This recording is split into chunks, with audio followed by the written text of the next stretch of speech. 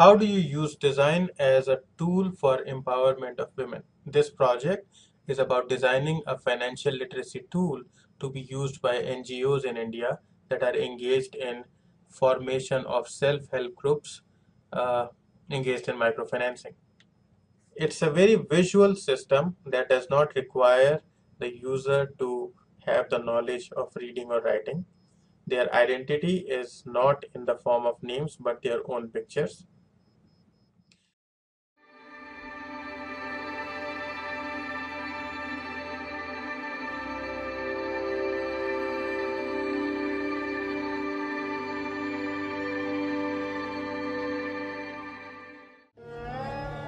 What happens is the most poor families just use 3 stones, put a pan on top, put wood underneath, and that's it.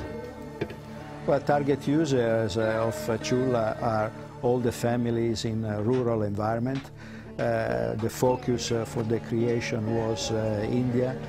However, there are similarities in many countries, in Bolivia and Colombia and in other places. Welcome at Philips Design. Today I'm going to tell you about the Chula stove. In total the process took a year and a half, almost 2 years until we had the perfect stove. So what you see here is actually the fire chamber where all the wood is most of the times being shoved in, and therefore we made this front side extra sturdy. The air is being sucked in from the right. And then you can imagine that this pan, this one is for frying, gets all the heat. And you see this steaming pan. And in the steaming pan, you just put a little bit of water and then you can steam rice in it. And the area around it is specifically made to have the perfect draft to suck all the toxic air into the chimney chamber.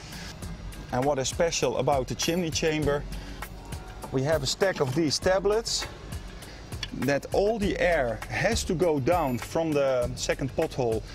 Then it goes through these filters, rough filters, really rough, before it goes into the chimney and out into the environment. This project and this product represent an example of an idea which is philanthropy by design. On the longer term, it will mean health. Health for the children, for all the families, but also for the investment in preventive health will have an impact.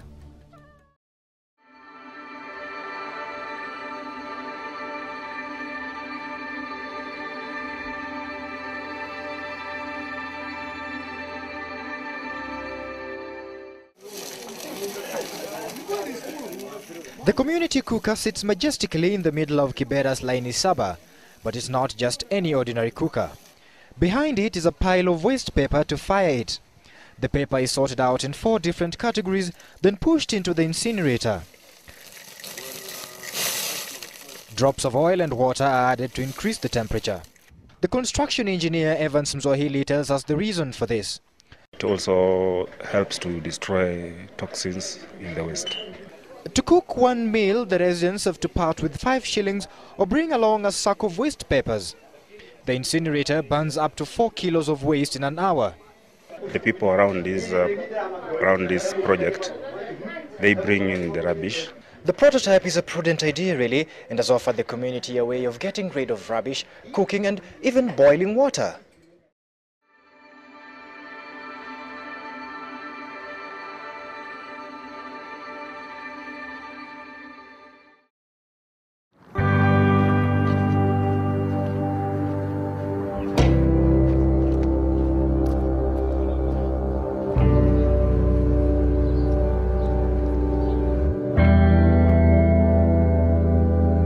El 63% del mundo, 4.000 millones de personas, ganan menos de $4 diarios.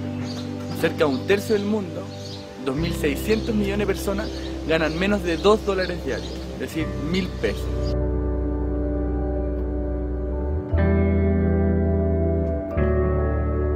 Hoy trabajamos en los campamentos en un techo para Chile para erradicarlo. Son cerca de 20.000 familias. Nosotros estamos construyendo 10.000 soluciones.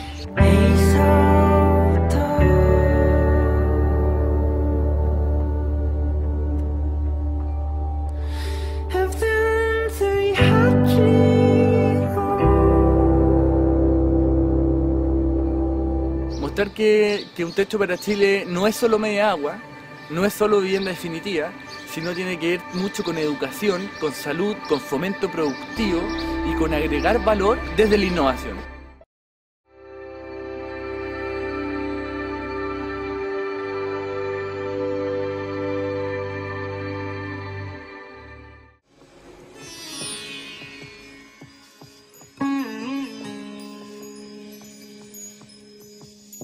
Very simple point is there are many persons in this country or elsewhere in the world who unfortunately lost their limbs. They are men, they are women. If you can provide them mobility, if you provide them dignity. Prosthetic limbs in the United States can cost up to $8,000 per piece. BMVSS, however, has developed technology that allows it to produce limbs that cost an average of only $35.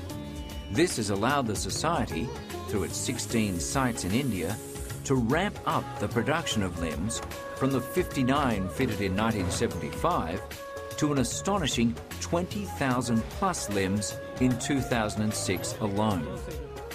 The Society has diligently fostered its group of dedicated factory technicians who put their heart and soul into the limb development. They show that it is as much an art as it is a science, and that the Jaipur foot technology leads the world in its closeness to the human form, both in function and appearance.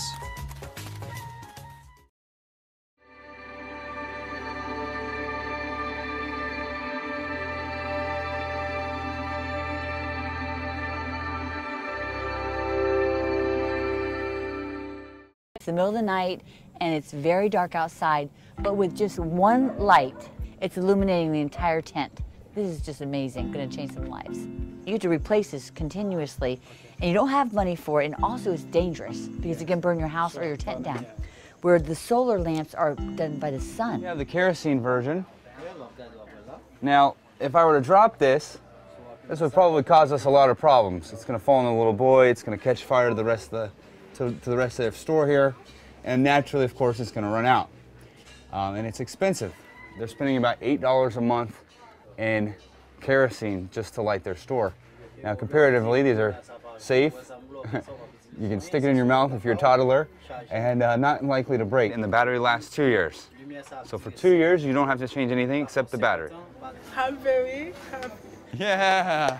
How are you liking the bulbs? Are they helpful? It's really good for them. It's really helpful. It reduces the cost for them. What can they spend that money on that they're not using for light? Food and water. So they can spend that money they would have spent on light on their children for medicine, food, that sort of thing.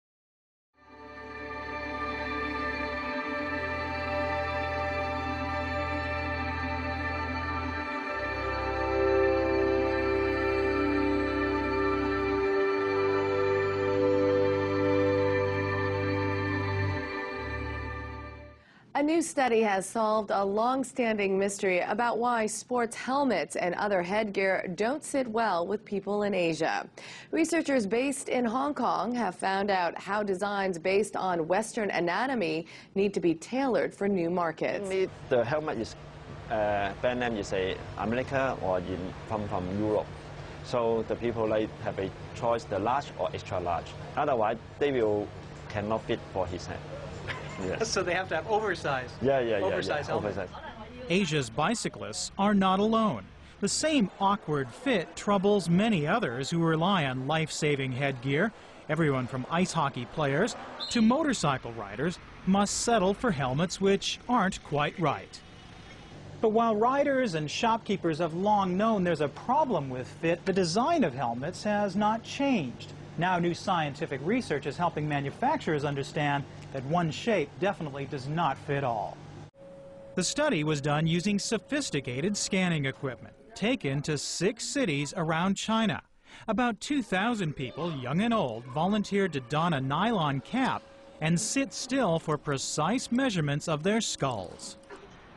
Roger Ball is an assistant professor at the School of Design at Hong Kong's Polytechnic University.